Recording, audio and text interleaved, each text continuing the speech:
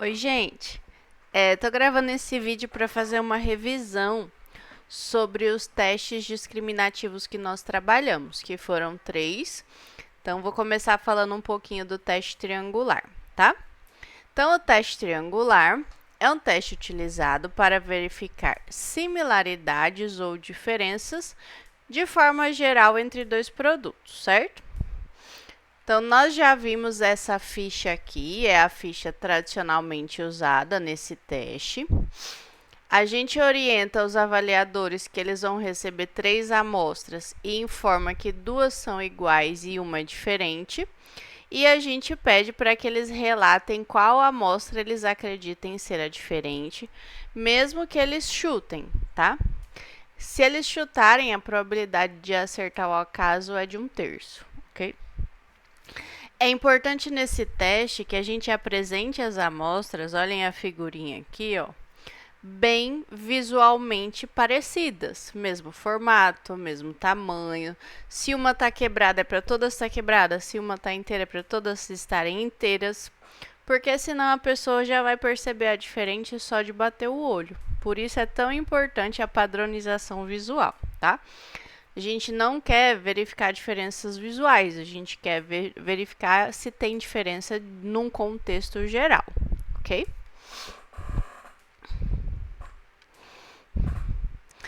Para esse teste, a quantidade de avaliadores que a gente vai precisar vai depender se o teste é de similaridade ou de diferença. E aí a gente pensa aqui na proporção de discriminadores.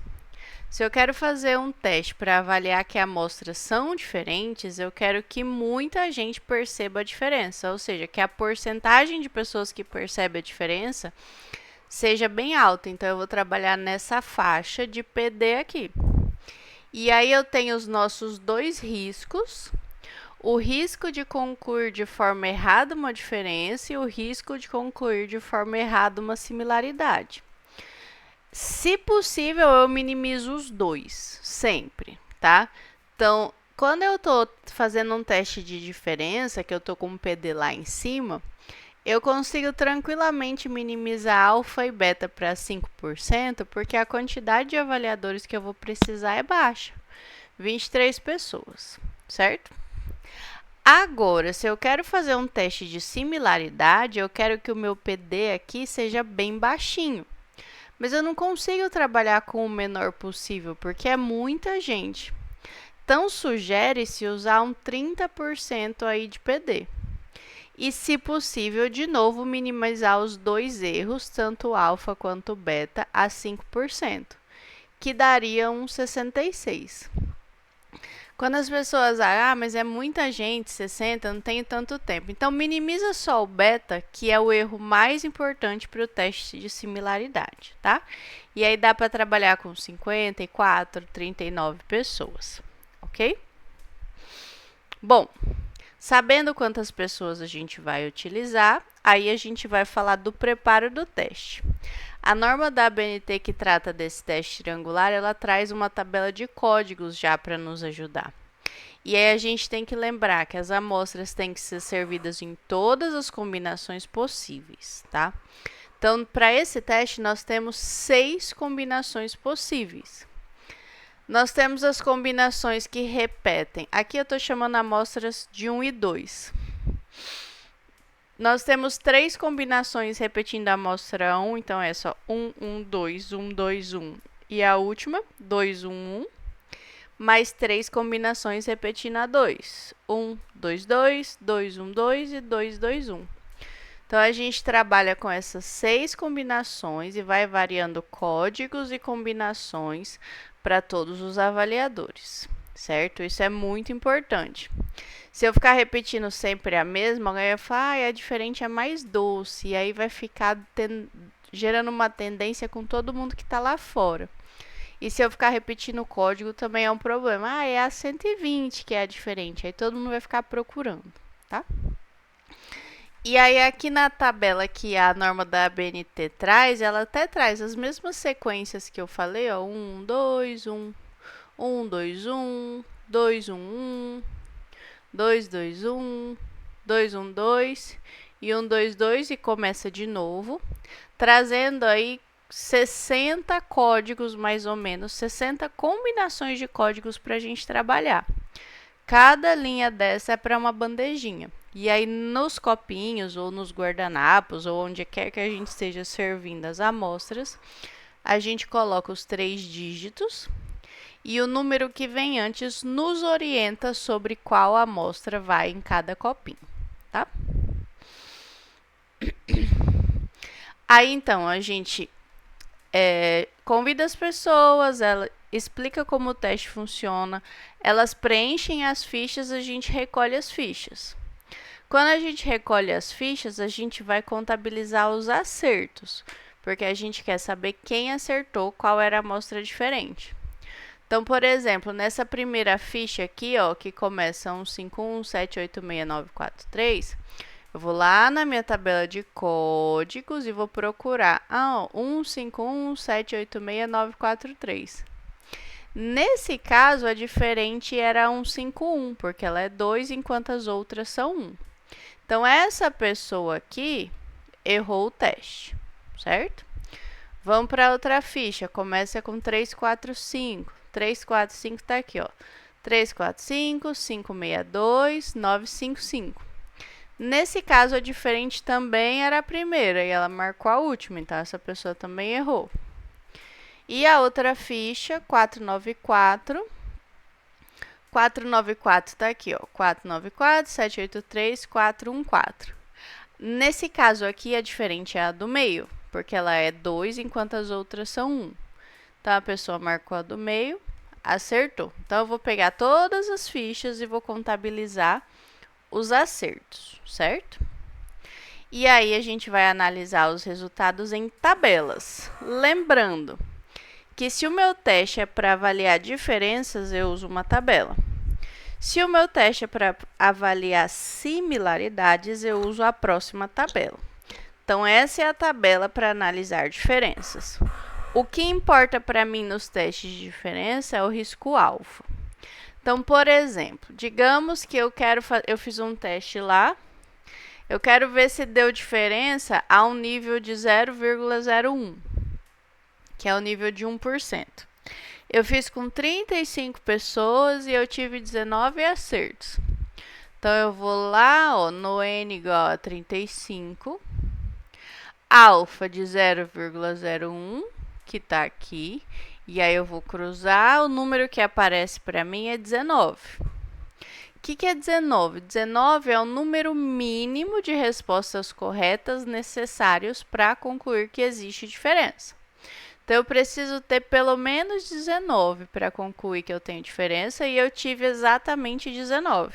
Ou seja, conclui-se que existe diferença entre essas amostras por esse teste, usando esse alfa, certo?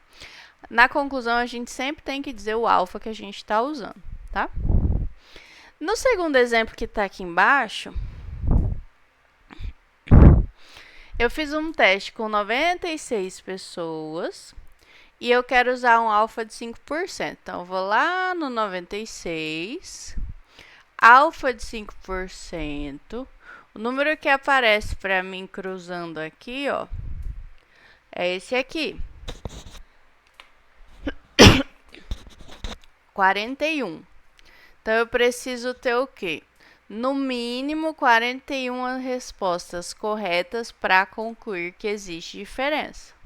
No mínimo, 41. Eu tive 35. Então, eu não cheguei nesse mínimo. Ou seja, não existe diferença entre essas amostras, usando o alfa de 0,5.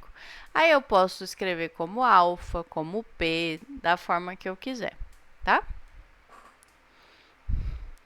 Para o teste de similaridade, aí a gente usa essa outra tabela e o raciocínio é um pouco contrário, porque agora eu vou pensar em número máximo de respostas, tá?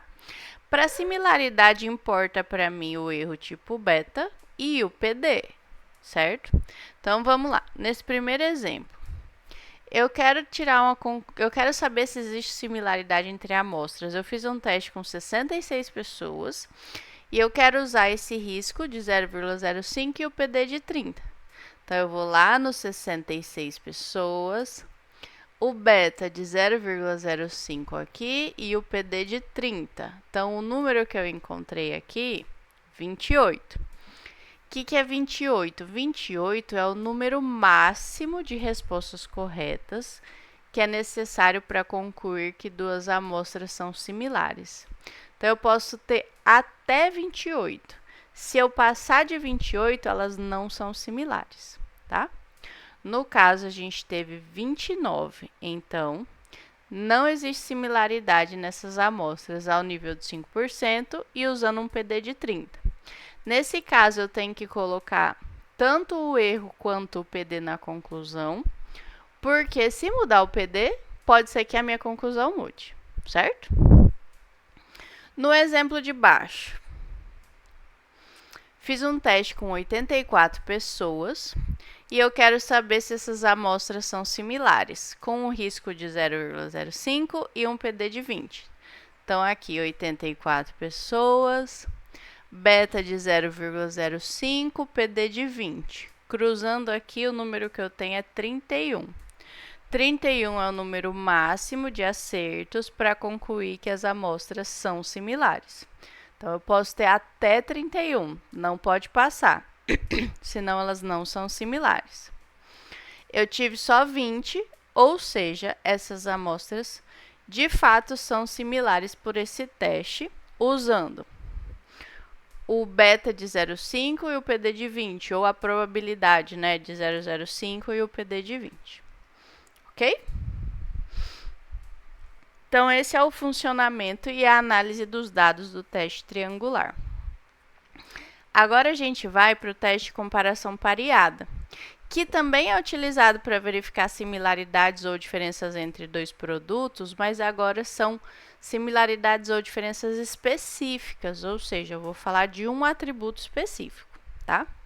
Ah, professora, e se eu quiser perguntar de 3, 4 atributos? Eu posso fazer 3, 4 testes de comparação pareada mudando essas perguntas, sem problema nenhum. Tem gente que faz na mesma ficha. Não é muito recomendado, porque a pessoa tende a sempre preencher o mesmo, tá? Mas tem gente que faz. Como é que esse teste funciona? Então, eu vou ter lá um par de amostras, que eu também vou fazer de tudo para que elas fiquem visualmente similares, né? Então, eu vou apresentar essas duas amostras e o meu avaliador tem que dizer qual das duas tem a maior intensidade da característica que eu quero.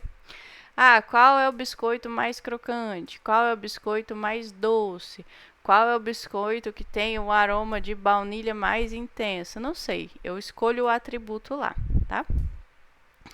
Existem dois modelos de ficha para esse teste. Esse modelo no qual eu só coloco um espaço para a pessoa anotar a amostra que tem o sabor de chocolate mais intenso, por exemplo, certo?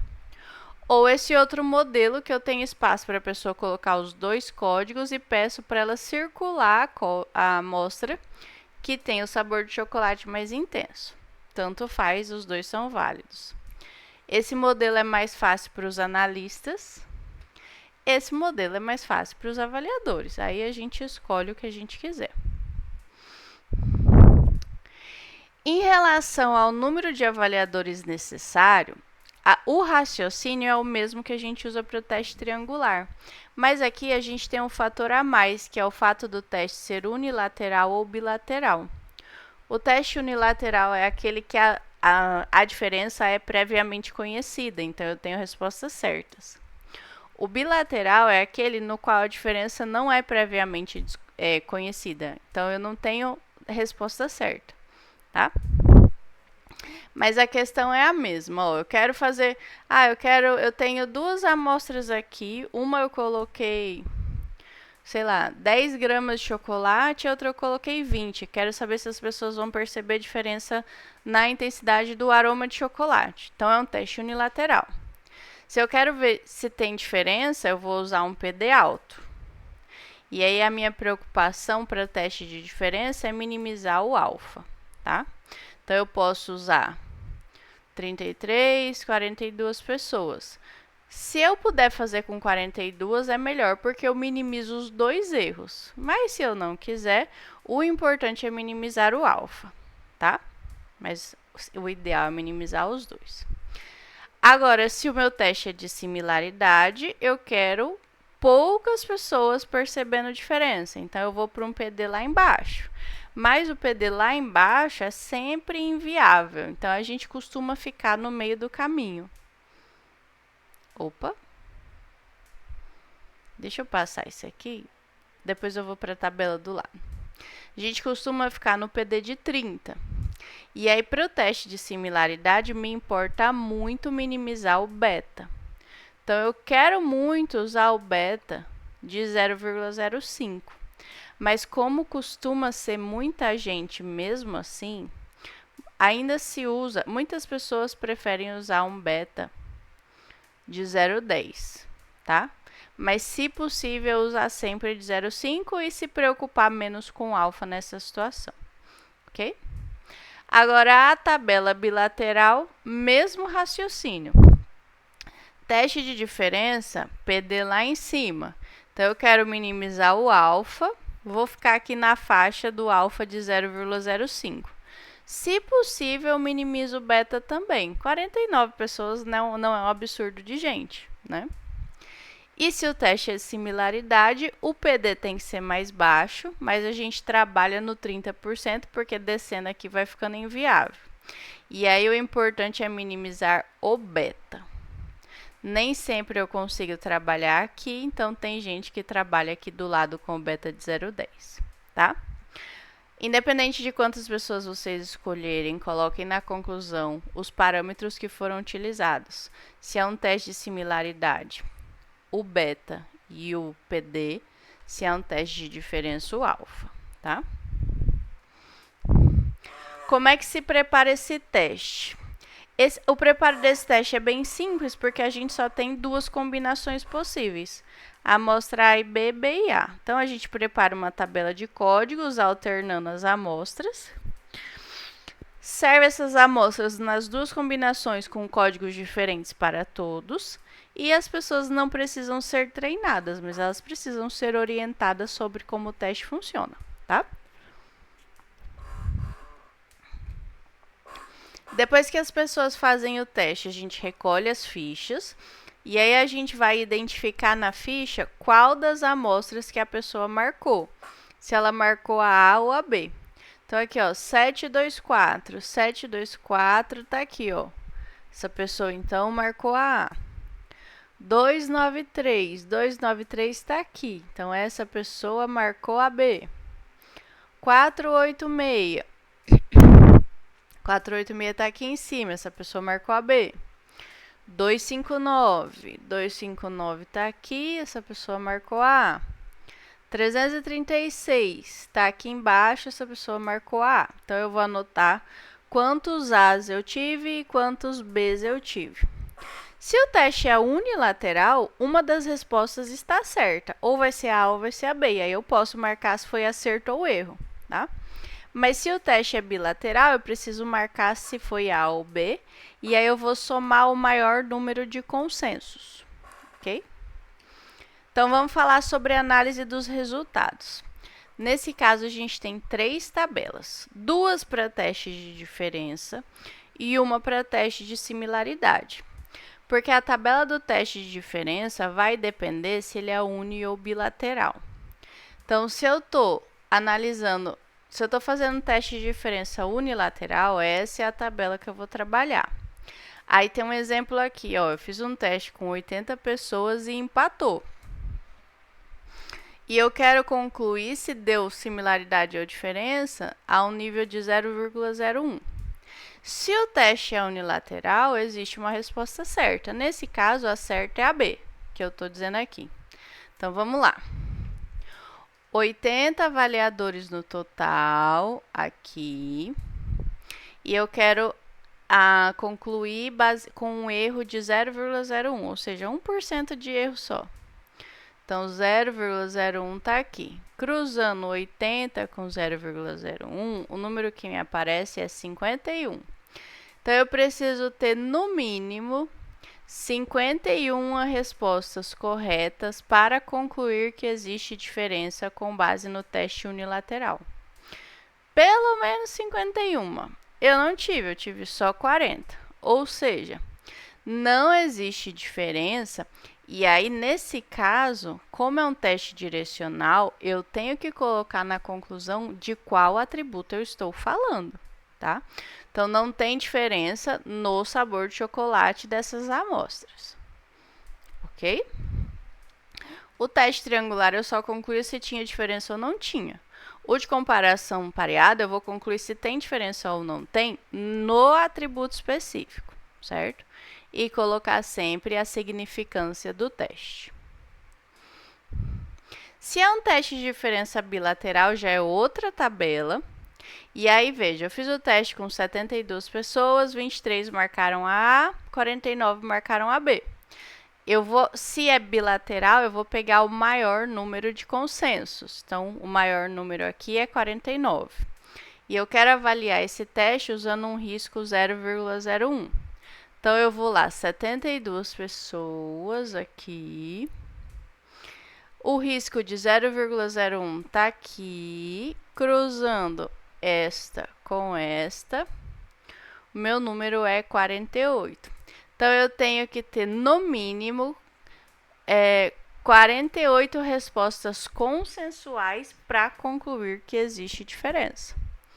Eu tive 49, então essa diferença existe, certo?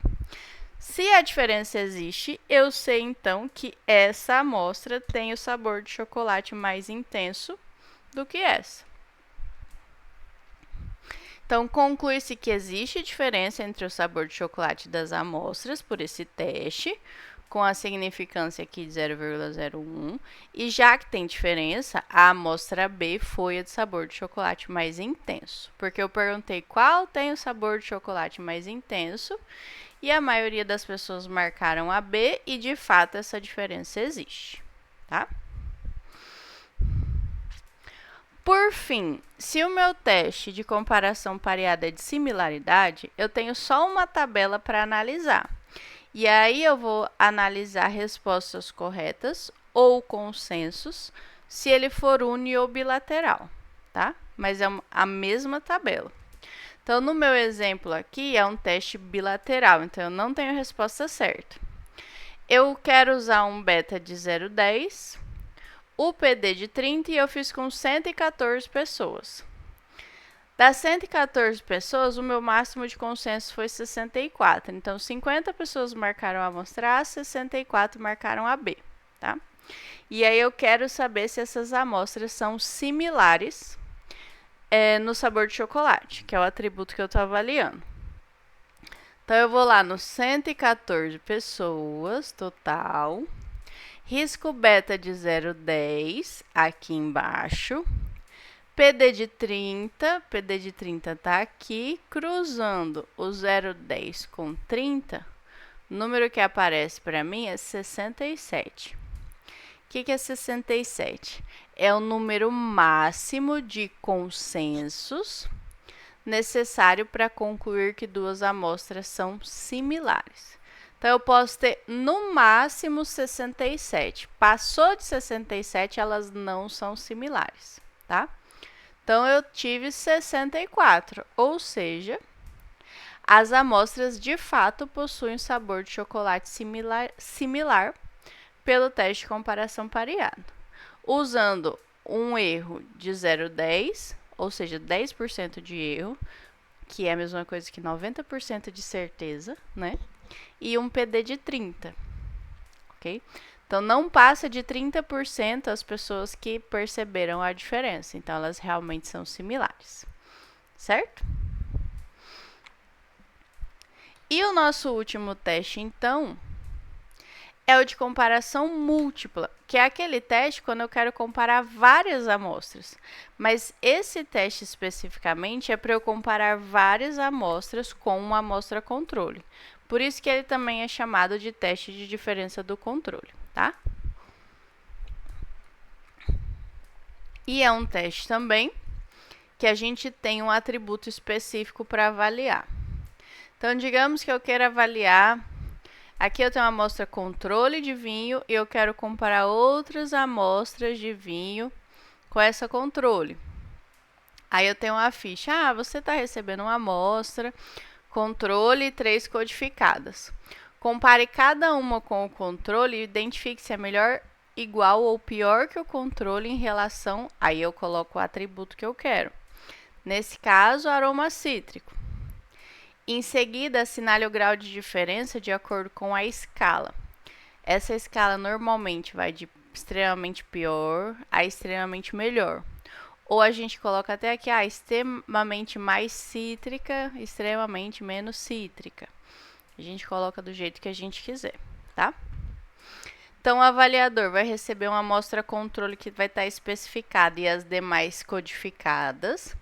É solicitado que ele prove as amostras sempre comparando com o controle e avalie o grau de diferença usando uma escala. Então, esse teste, além de dizer se existe diferença, ele vai dizer também o tamanho dessa diferença, porque a gente tem escala, certo? É importante a gente lembrar que nas amostras que são codificadas com 3 dígitos, a gente precisa colocar um controle no meio. Então, vai ter um controle que vai estar codificado como controle. Deixa eu só passar esse aqui. E as outras amostras codificadas com 3 dígitos. Lembrando que uma vai ser o controle que vai aparecer ali, tá? Isso é importante para a gente ver como que é o grau de discernimento das pessoas que estão avaliando. Mas também para a gente usar esse dado na estatística, certo? E nesse caso aqui, que eu estou comparando o controle só com mais 2 amostras, eu tenho 6 combinações possíveis para as amostras codificadas com 3 dígitos. Tenho 2 combinações começando com controle, 2 começando com a amostra 1 e 2 começando com a amostra 2. Se eu fosse comparar o controle com mais 3 amostras, eu já teria aí 24 combinações possíveis. E esse número de combinações vai aumentando conforme a gente aumenta o número de amostras, tá? Os avaliadores, nesse caso, não precisam ser treinados e a gente precisa de 20 a 50 respostas. E aí, lembrem sempre disso. Se vocês precisam de 20, façam um pouquinho mais de 20. Porque sempre tem alguém que preenche a ficha errada e a gente pode descartar. Sempre fica com essa sobrinha, tá bom? A gente precisa também montar uma tabela de códigos, né? Para que a gente se oriente na apresentação dessas amostras. Aqui eu coloquei cada amostra de uma cor, cada pessoa faz do seu jeito para se achar. O importante é que a gente não se perca, né? E aí, então, a gente monta essas bandejas e serve para os avaliadores. Depois a gente recolhe as fichas e aí em cada ficha a gente vai identificar as amostras. Então, para essa ficha aqui, por exemplo, 189, 167, 472. A gente está aqui, nessa linha. Então, a amostra 189 é a amostra 1, vou identificar aqui. A 167 é o controle e a 472 é a amostra 2. Para a ficha de baixo, 718 está aqui, ó. A 718 é a 2, a 689 é a 1 e a 965 é o controle. Para essa ficha, 108 é o controle, 792 é a amostra 1 e 142 vai ser a amostra 2. E aí agora eu vou pegar todas essas fichas e montar uma tabelinha. Então eu vou ver o avaliador 1, que nota ele deu para a amostra controle. Para a amostra controle ele deu um 6. Para a amostra 1 ele deu um 2 e para a amostra 2 ele deu um 8. Próxima ficha. O avaliador para a amostra controle ele deu um 9. Para a amostra 1, ele deu um 5. E para a amostra 2, ele deu um 4. E a outra ficha aqui, para a amostra controle, o avaliador deu um 5. Para a amostra 1, ele deu um 6. Para a amostra 2, ele deu um 8. Faço isso com todas as fichas para ter a nossa tabela de dados, tá? E aí, a gente pega essa tabela de dados. Peguei uma tabela aleatória aqui, ó. Eu fiz... um teste comparando 3 amostras com a amostra controle. Então, estou comparando suco de laranja de 4 marcas diferentes. Controle, amostra A, B e C. E aí, eu quero fazer um teste com 5% de significância. Eu quero comparar, sei lá, o sabor de laranja, por exemplo, dar controle com as demais, e eu fiz com 20 pessoas. Como são amostras que eu não conheço, só conheço a minha, é um teste bilateral, né? Eu não sei qual que é a diferença do sabor de laranja dessas amostras. E aí o primeiro passo é pegar todos esses dados e colocar numa planilha do Excel. Então, vou fazer isso aqui só para lembrar vocês como é que a gente faz. Então, vou copiar aqui. Vou colar aqui no Excel nossos dados.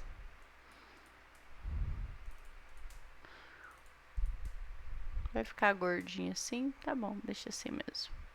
Então, foi feito com 20 pessoas. Deixa eu aumentar essa letra.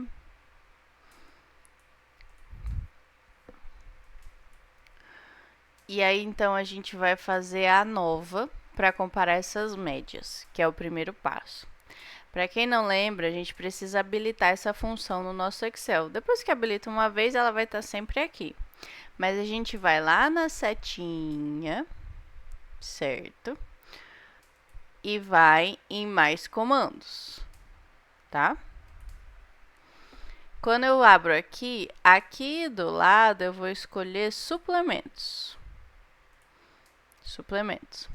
E aí aqui vai ter, o meu tá aqui em cima porque tá tudo habilitado. Se não tá habilitado, vai estar aqui embaixo. Mas é só clicar em ferramentas de análise e clicar em ir. E aí marca ferramentas de análise, que é o que a gente quer.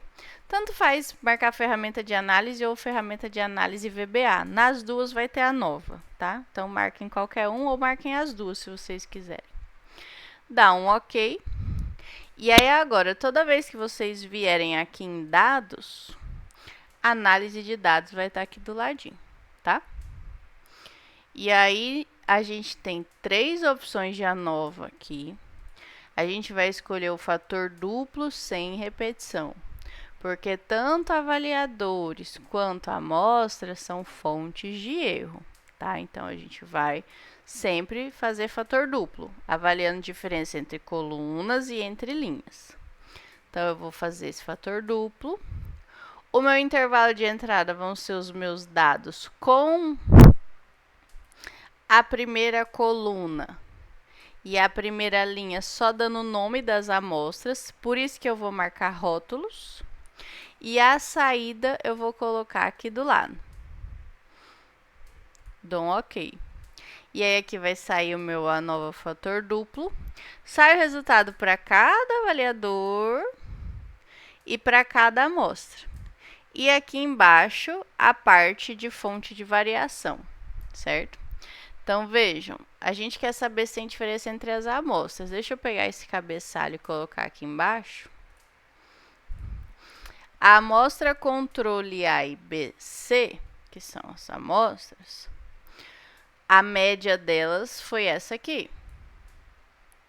E aí eu quero saber se essas médias têm diferença. Então, eu vou comparar os Fs, tá? Ah, professora, mas tem 2 Fs. Tem o F das linhas e o das colunas. O das linhas, o que eu tenho em cada linha? Em cada linha eu tenho as notas de um avaliador. Então, aqui nas linhas, na verdade, o que eu tenho é avaliadores.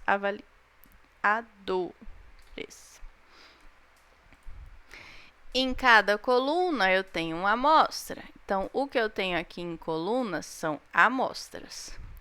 E esse erro aqui a gente também chama de resíduo, certo? Então, eu vou comparar os Fs entre as amostras, que é o que me interessa. E aí, eu percebo que o F do meu teste foi maior que o F crítico, que é um F tabelado. E aí, eu volto lá para o meu slide para a gente continuar esse raciocínio, tá? Então, vamos lá. Aqui é a mesma coisa, as amostras, as médias e os Fs, linhas, colunas, erro. Lembrando que colunas são as amostras. E aí aqui a gente percebe que o F do teste foi maior que o crítico. Então, a nossa situação é essa aqui. Se o F foi maior que o crítico, de fato existe diferença no atributo sabor de laranja dessas amostras. Se a diferença existe, a gente vai ter que calcular o DMS para saber quem é diferente do controle e quem é igual ao controle. E o teste estatístico que a gente usa para isso, quando a gente está comparando todo mundo com o controle, é chamado teste de Duné. A fórmula para calcular o DMS é essa aqui. Eu preciso de um D minúsculo, que é obtido de tabela. QMR é o quadrado médio do resíduo, que é a mesma coisa que o MQ, média dos quadrados. Lembrando que o resíduo é o erro. E N é o número de avaliadores. Então, a gente sabe que fez o teste com 20 pessoas. O quadrado médio do resíduo é esse dado aqui, certo? Esse 1,79 é um monte de númerozinho. E o D minúsculo vem de uma tabela. Existem duas tabelas no nosso roteiro. Tem a tabela para teste bilateral e unilateral. No nosso caso, a gente está comparando uma amostra de suco de laranja com outras do mercado. Então, a gente não sabe previamente se tem diferença nesse sabor de laranja. Então, é um teste bilateral, tá? Aí, aqui, o P, que está aqui em cima, é o número de amostras, excluindo o controle. No nosso caso, era o suco controle mais o suco A, B e o C. E o N, número de graus desculpa, de liberdade do resíduo. Esse grau de liberdade... Cadê? Deixa eu voltar aqui. Vem aqui da nova, ó, o GL.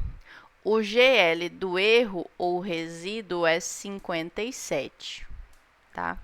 Então, eu vou aqui para minha tabela.